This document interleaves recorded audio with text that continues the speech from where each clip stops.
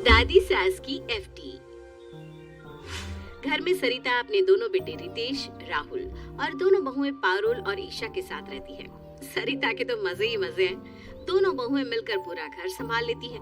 उसे घर में कुछ थैंक यू काम फॉर नहीं करना वॉचिंग पड़ता। हमारी प्यारी सरिता की कहानियाँ। लाइफ तो शांति से बीत रही थी, लेकिन एक दिन सरिता की शांति भरी लाइफ में आ जाता है अशांति का तूफान, यानी कि सरिता की सासू माँ कमला देवी। ओहो, अच्छी खासी जिंदगी चल रही थी। ये जिंदगी को झंड करने सासू माँ कहाँ से आ गई? कल सुबह सुबह 4 बजे ही आ धमकेगी सासू माँ। आते ही बवाल, बहू ये कर, बहू वो कर। अरे ना बाबा ना, मुझसे इतना काम ना होगा। अब तक तो मैं अपनी बहुओं पर हुक्म चलाती थी, अब मेरी सास मुझ पर हुक्म चलाएगी। मेरी क्या इज्जत रह जाएगी, मेरी तो शाख ही चली जाएगी। लेकिन सास की सेवा तो बहू करती ही है, मुझे इससे बचने के लिए कुछ तो करना होगा। समझ गई मुझे क्या करना है। सरिता अपनी दोनों बहुओं को आवाज देती है, पारुल, ईशा, जल्दी यहाँ आओ। दोनों बहुएं आती हैं। जी मम्मी जी, आपने बुलाया? सरिता मुस्कुरा कर कहती है, तुम दोनों को तो पता ही है, कल मेरी सासू माँ आ रही है, यानी कि तुम दोनों की दादी सास। दोनों बहुएं हैरान होकर एक दूसरे का मुंह देखने लगती है और आपस में फुसफुसाते हुए कहती है, भाभी ये मम्मी जी को क्या हो गया, इतनी खुश क्यों हो रही है? दादी सास आएंगी तो सासू माँ की तो जिम्मेदारी बढ़ जाएगी, दादी जी की सेवा उन्हीं तो करनी पड़ेगी। मैंने तो सुना है कि दादी जी बहुत कड़क स्वभाव की हैं। हाँ सुना तो मैंने भी ऐसा ही है। सुना, तुम दोनों मम्मी जी के आसपास भी मत फटकना, मम्मी जी की सेवा तो मैं ही करूंगी। आई बात समझ में? दोनों बहुएं सर हिलाकर हाँ कहती है। चलो अब जाओ, सो जाओ, सुबह मम्मी जी आने वाली है। मुझे तो खुशी के मारे नींद ही नहीं आने वाली। दोनों बहुएं वहां से जाने लगती है और आपस में फुसफुसाती है। ईशा, जरूर कुछ तो गड़बड़ है, भला अपनी सास के आने से कोई इतना खुश होता है क्या? हमें मम्मी जी का ये राज तो पता करना ही होगा। दोनों बहुएं चुप जाती है। सरिता झांक कर देखती है कि दोनों बहुएं हैं या नहीं, फिर धीरे से कहती है, दोनों बहुएं यही है, वक्त आ गया है प्लान शुरू करने का। अरे वाह, मम्मी जी आएंगी कल। जो मम्मी जी की सबसे ज्यादा सेवा करेगा, मम्मी जी उसे अपनी 20 लाख की एफडी का पैसा देंगे। मम्मी जी की सेवा तो मैं ही खूब करूंगी और मम्मी जी खुश होकर मुझे ही सारा पैसा देकर जाएंगी। लेकिन ये बात बहुओं को पता नहीं चलनी चाहिए, वरना वो दोनों सासू माँ की सेवा करने लग जाएगी और एफडी का पैसा उन दोनों को मिल जाएगा। दोनों बहुएं छुपकर सारी बात सुन लेती हैं। ओह, तो ये बात है। भाभी, दादी जी की सेवा तो हम ही करेंगे और दादी जी का सारा पैसा हम ही मिलना चाहिए। हाँ ईशा, तुम बिल्कुल सही कह रही हो। मम्मी जी को लग रहा है कि वो सारा पैसा अकेले हड़प कर लेंगे, लेकिन हम ऐसा नहीं होने देंगे। अब देखना, हम दादी जी की इतनी सेवा करेंगे कि दादी जी हमें ही पैसा देकर जाएगी। देखना, कल सुबह हम दोनों मम्मी जी से पहले उठकर दादी जी के आने की तैयारी कर लेंगे, दादी जी खुश हो जाएंगी। सरिता कान लगाकर बहुओं की बात सुन रही थी। दोनों बहुएं वहां से चली जाती है। यस, अब आएगा मजा। अब दोनों बहुएं करेंगी सासू माँ की सेवा और मैं करूंगी आराम। सुबह के 3:30 बजे दोनों बहुएं तैयार होकर अपने कमरे से बाहर आती है।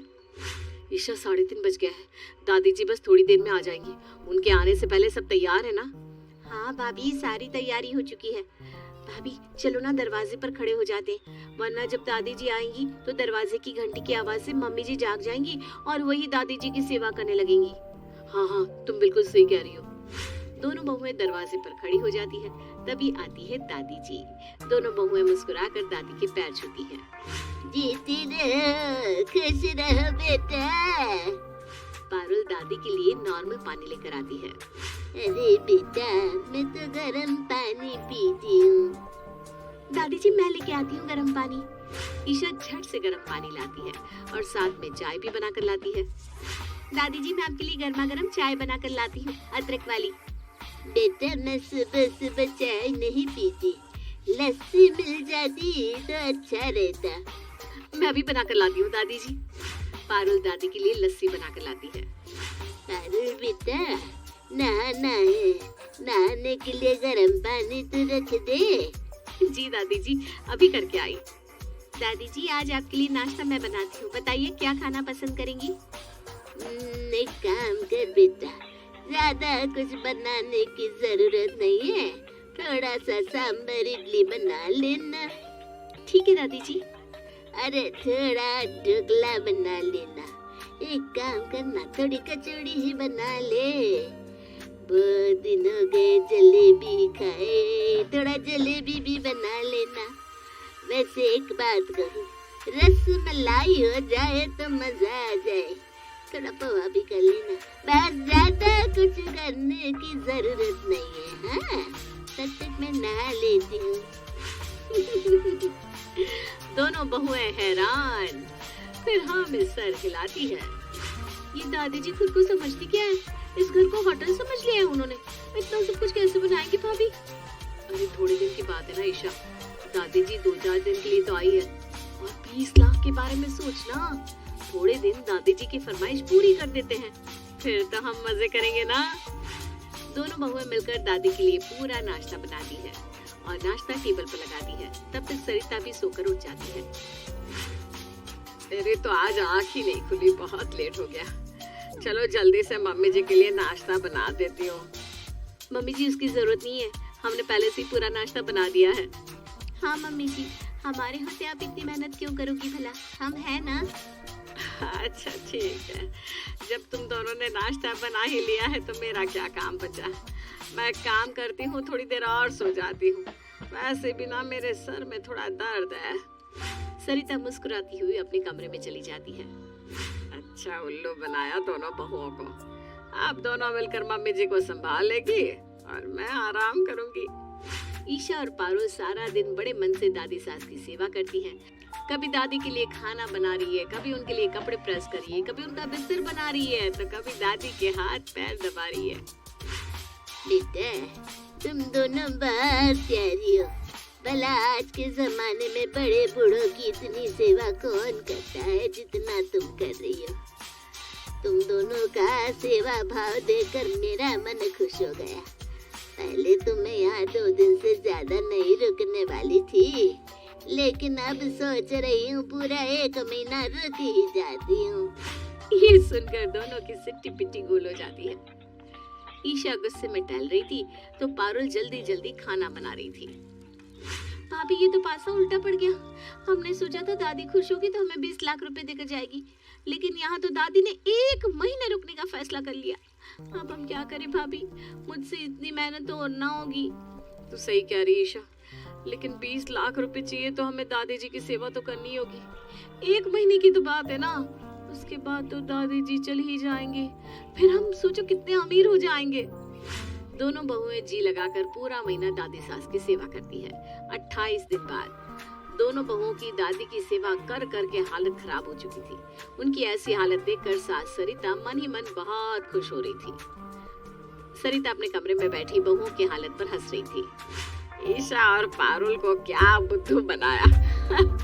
मैंने तो ऐसे ही बोल दिया कि सासू माँ के पास 20 लाख की एफडी है और वो उसे एफडी के पैसे देगी जो उनकी सबसे ज्यादा सेवा करेगा, और मेरी बेचारी बहू है सेवा में लग गई दिल से। उन्हें तो पता ही नहीं कि उन्हें कोई पैसा वैसा नहीं मिलने वाला है। दोनों बहुएं गेट पर खड़ी सास की सारी बात सुन लेती है। मम्मी जी ने हमसे झूठ बोला, दादी जी के पास कोई पैसा नहीं है। मम्मी जी ने ये सही नहीं किया। हाँ भाभी, मम्मी जी ने ये सही नहीं किया, लेकिन हम क्या कर सकते हैं भाभी, अब हम और दादी जी की सेवा नहीं करेंगे। हाँ बिल्कुल, अब हम कोई काम नहीं करेंगे। तभी दादी की आवाज आती है। ईशा बहू, पारुल बहू, जरा यहाँ तो आना। ओहो, फिर से आवाज लगा रही है। तू जा ईशा, मैं नहीं आ रही, अब मुझे आराम करना है। भाभी मुझे भी नहीं जाना, आप जाओ ना। दोनों एक दूसरे का मुंह देखने लगती है। हमने इतने दिन दादी जी की सेवा लालच में आके की है, 1 महीना पूरा होने में सिर्फ 2 ही दिन बाकी है। जब इतना सब कर ही लिया है तो 2 ही दिन की तो बात है। देखना दादी जी कितनी खुश है, 2 दिन के लिए उनका दिल क्यों तोड़ना। हाँ भाभी, आप सही कह रही हो। दोनों बहुएं बाकी के 2 दिन भी बिना किसी स्वार्थ के दादी सास की जी जान से सेवा करती है। आखिरकार वो दिन आ गया जिसका इंतजार था। वो दिन था दादी जी के वापस लौटने का। वाह, मजा आ गया। आखिरकार आज सासू माँ जा रही है। मानना पड़ेगा मुझे अपने दिमाग पर।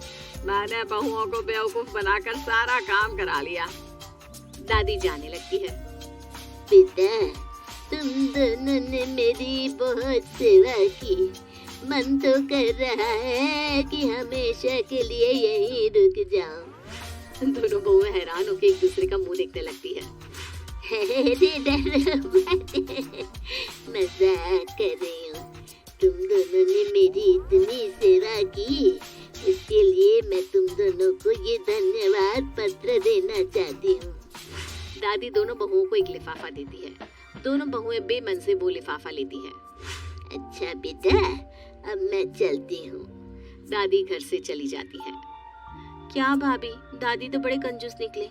जाते जाते भी ये थैंक यू लेटर थमाकर चली गई। मुझे लगा कम से कम 100 रुपया तो देगी ही। हाँ ईशा, तुम सही कह रही हो। चलो देखे तो दादी ने लिखा क्या है। दोनों लिफाफा खोल कर देखती है तो हैरान रह जाती है।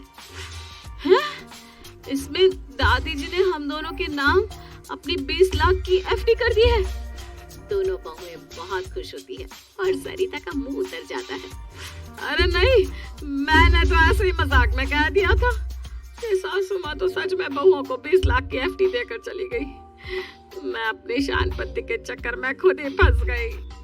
अब मुस्कुराने की बारी बहुओं की थी।